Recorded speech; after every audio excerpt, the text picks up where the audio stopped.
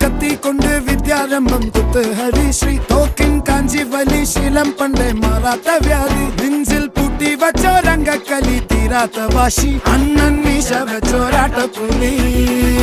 ഇടയാൻ വന്നോർക്കും നിന്നോർക്കും പണ്ടേ ആപത്ത് കട്ടച്ചോര കൊണ്ട് ജ്യൂസ് അടിച്ച് സോഡ സർവ